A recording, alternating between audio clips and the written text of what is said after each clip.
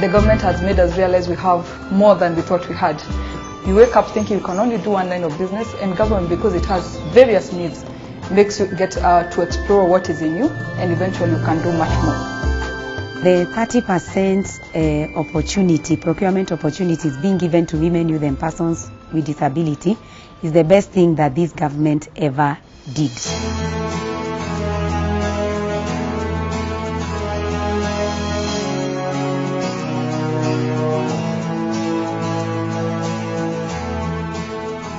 Two years ago, Jane's business was solely dependent on her information technology skills. Jane, like many Kenyan youths, cleared college armed with a degree, so ready to enter the Kenyan job market, which wasn't forthcoming, hence deciding to enter into business. Starting the company, we thought we'd just be an IT solutions company. However, in our line of business, we've gotten opportunities where we've ended up supplying computers, computer accessories. Then we've ended up supplying machinery, spare parts to those machineries, and eventually now we're in the construction industry.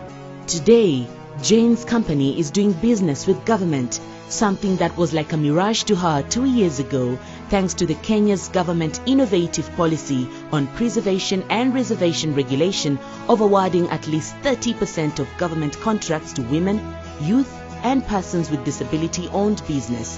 The contract so far is progressing very well.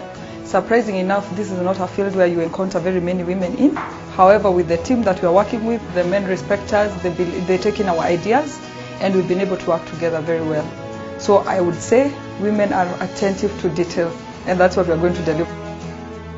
Across the globe, women are acknowledged to be the backbone of the economies of developing countries, representing an increasing force behind social and economic development. Eking out a living still remains a daily struggle for many, a fact that makes them economically vulnerable and socially disadvantaged.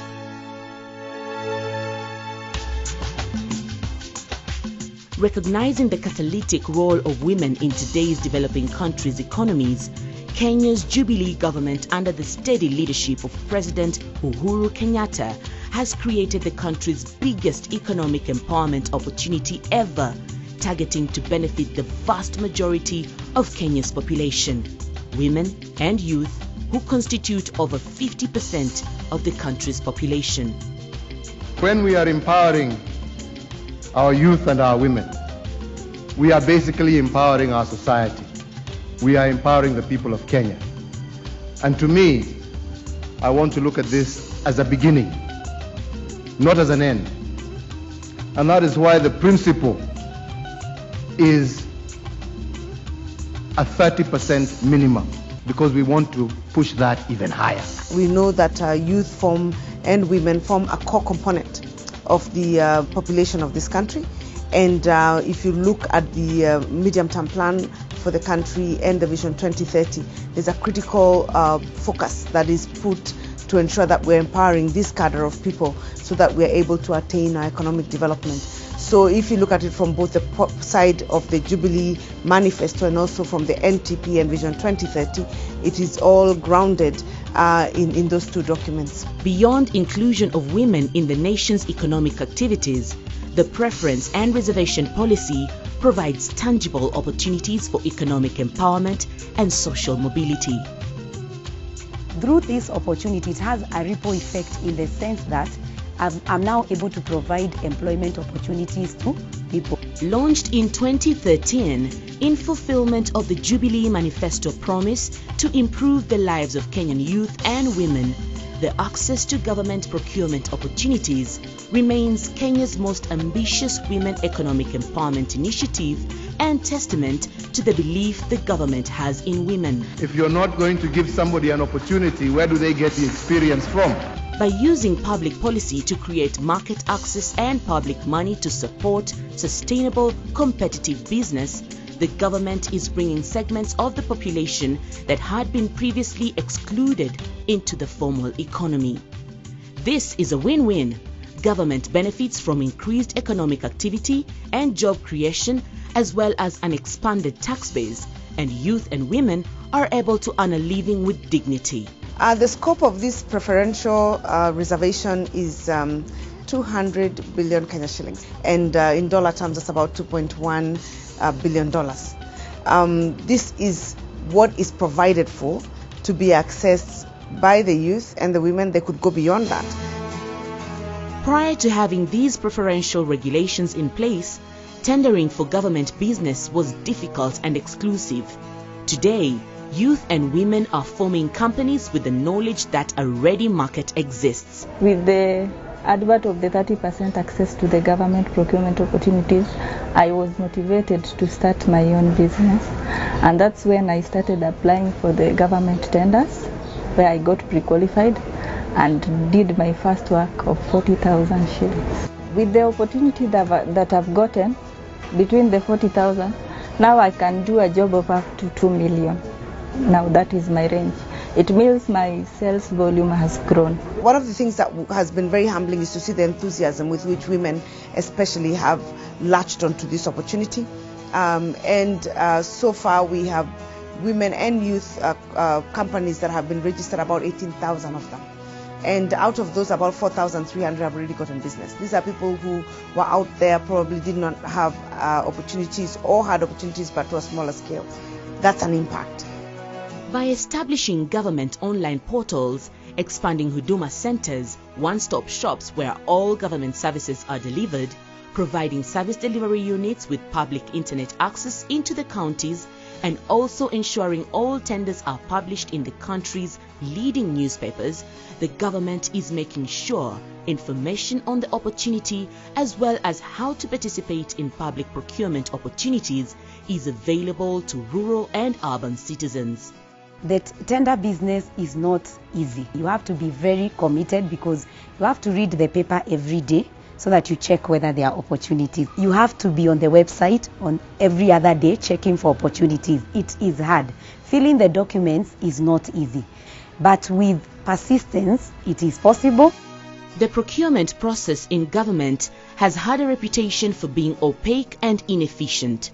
Initiatives like the Treasury's electronic procurement and IFMIS system are playing a critical role in creating an enabling environment for efficient, accountable procurement system and thereby ensuring that 30% preference and reservation policy objectives are met. A strong public financial management system is a catalyst for economic growth and development. It ensures that the government raises, manages and spends public resources in an efficient and transparent way. As with any policy change, monitoring and evaluation are necessary to ensure compliance as well as track successes and identify challenges. The government's Public Procurement Oversight Authority (PPOA), mandated to ensure compliance with the public procurement law in Kenya, takes care of this need. Now, the role of PPOA in this is we have to monitor the application of the preference and reservation scheme, and how we do this is that we have a template that all public entities must fill in and submit how they have implemented the 30% reservation after every quarter. This is a very important initiative for the Jubilee government, and His Excellency the President monitors this initiative. We account at the cabinet level of how much money we have given to women and youth, and as a government we are not just paying lip service to this preferential treatment, but we are walking the talk. For startup entrepreneurs, financing can easily prove to be a challenge, and the policy takes care of this as well. The government's Youth Enterprise Fund, the Women Enterprise Fund, as well as the WEZO Fund exist to provide financing options for the targeted groups with various products from financing based on government local purchase orders to loans to support them deliver on the government tenders on time. Investing in women-owned businesses is not only paying dividends in terms of socio-economic development, creation of jobs, but is also giving women a chance to reach out and mentor other women, a notable milestone on how the government initiative is having a multiplier effect. We train a lot of people.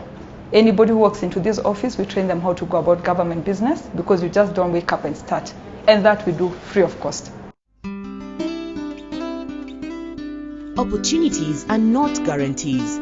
With hard work and commitment to succeed, young Kenyan women business dreams are no longer dreams anymore, as thousands of women are realizing that this opportunity is real and are taking it up with a lot of seriousness. Currently, because of these opportunities, I'm educating 3 needy students, one at the university, one at primary school, and another one in secondary school.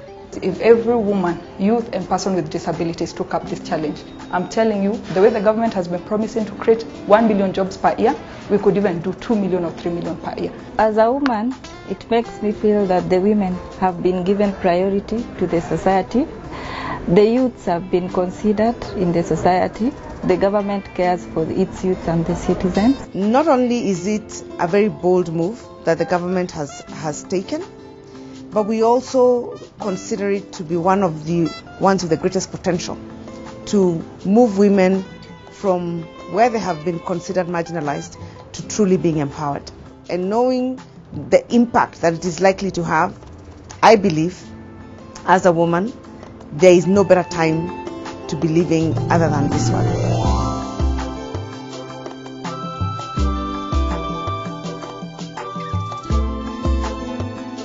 Women are the secret weapon to accelerating economic development.